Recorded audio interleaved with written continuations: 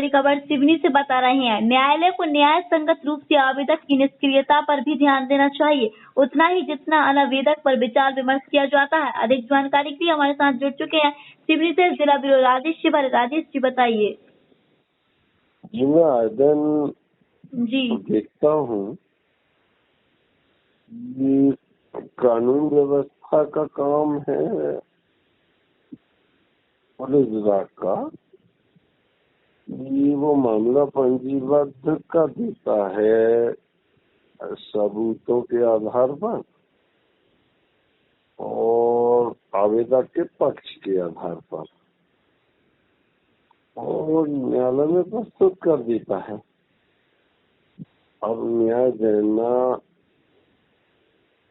या किसी भी नतीजे में पहुंचने का कार्य न्यायालय करती है, तो न्यायालय को इस बात का ध्यान रखना चाहिए कि आवेदक न्यायालय द्वारा उपस्थिति दर्ज कराने हेतु निर्देश, जिसे पेशी कहते हैं, अगर किसी मामले को लेके आवेदक ने अनावेदक पर किसी भी प्रकार के आरोप लगाए हों, चाहे किसी भी प्रकार के आरोप या फिर जो भी मसला रहता है, आवेदक न्यायालय का दरवाजा सब खटखटाता है। जब उसे न्याय की मांग की उम्मीद न्यायालय से रहती है और ये अनावेदक जिसने हमारे साथ गलत किया है, तो वो मामला पुलिस तक पहुंच जाता है और पुलिस हर पहलू पर जांच करती है और आवेदक के बयान के अनुसार और फिर गवाहों के अनुसार मामला पंजीबद्ध कर न्यायालय में पेश किया जाता है। तो पुलिस अपना कर्तव्य निभाकर न्यायालय पर सौंप देता है, न कि पुलिस विभाग को न्याय करने का अधिकार प्राप्त है और न ही समाज को। अगर आवेदक ने सही में उस सामने वाले के साथ अत्याचार किया है या कोई घटना को अंजाम दिया है, तो बाकायदा अनावेदक न्यायालय की निर्धारित तारीखों पर बाकायदा न्यायालय में उपस्थिति दर्ज करा रहा है। बीमार अवस्था में भी वो सोचता है कि न्यायालय का उल्लंघन न किया जाए और मामला 1 साल में निपटने वाला अगर वो 4 साल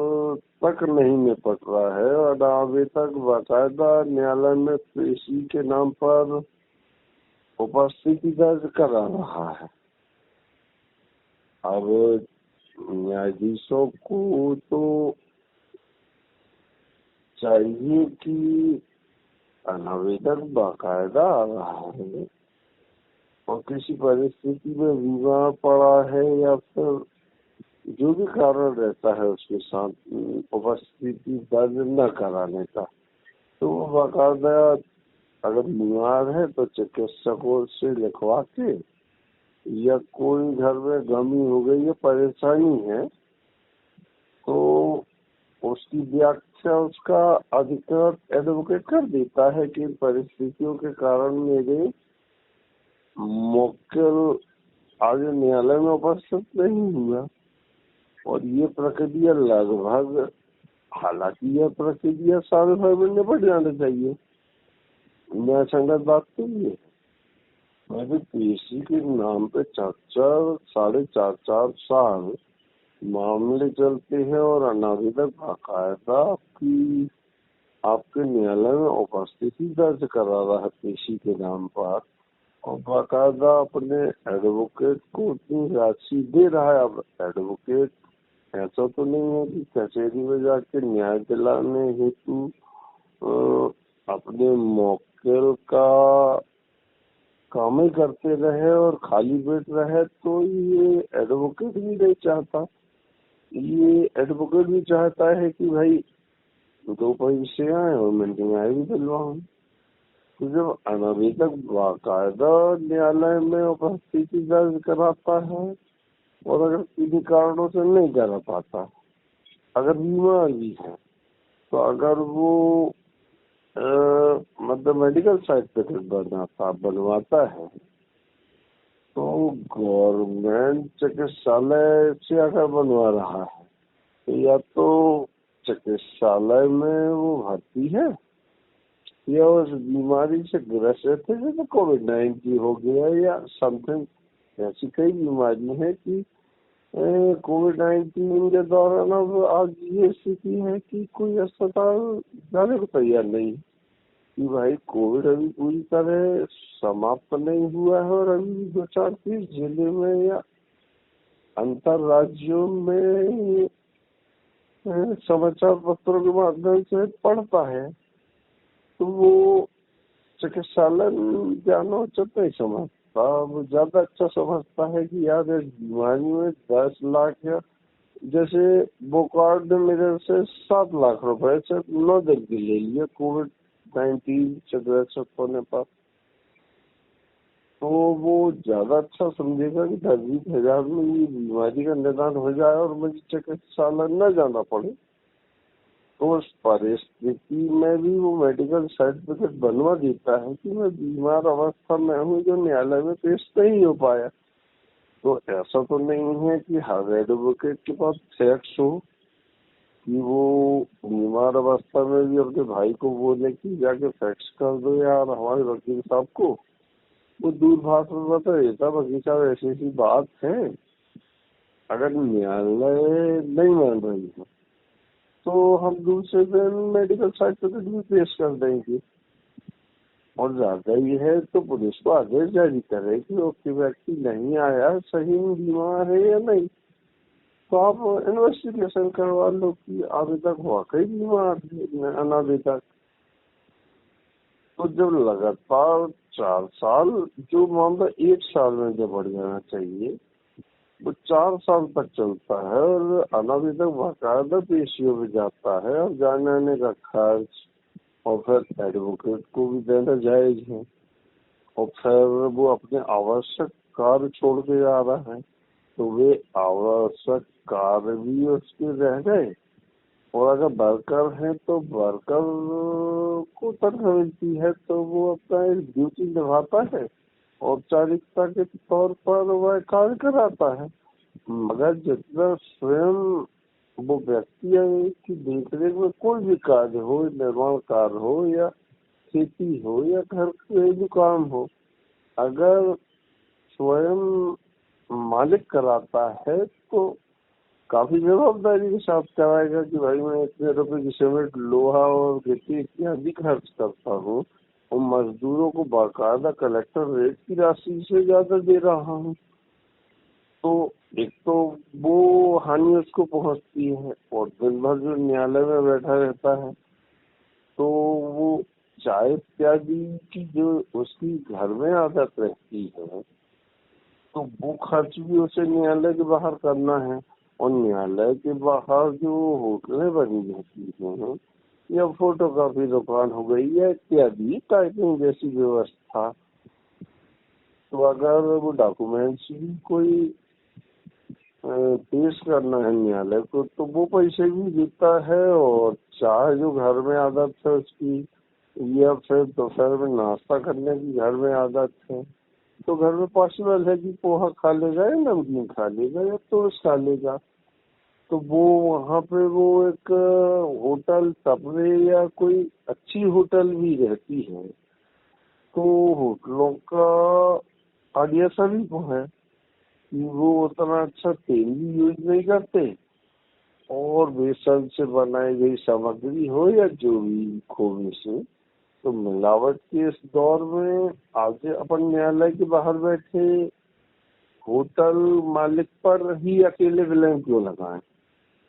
समृद्ध देश में मिलावट है तो वो दूषित सामग्री भी खाता है और उसका भी व्यय दिखता है और चाय का भी दिखता है और एडवोकेट को भी दिखता है। तो न्यायाधीशों को चाहिए कि जब अनावेदक लगातार आ रहा है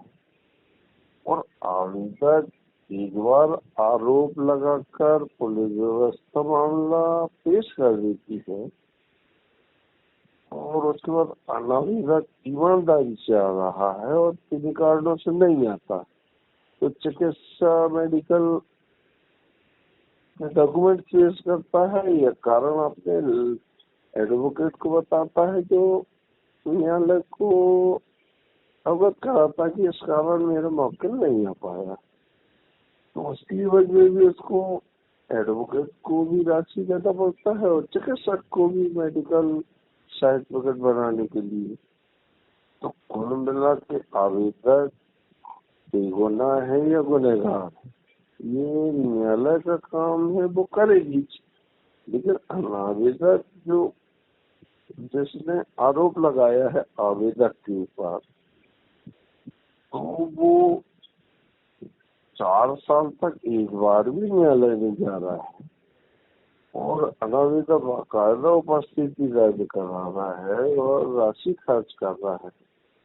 तो न्यायाधीशों को भी चाहिए कि इस पर विचार किया जाए कि आवेदक लगातार आ रहा है और कोई कारण से वकील सफाई भी दे रहा है, डॉक्यूमेंट भी पेश कर रहा है और फिर आवेदक का न आना।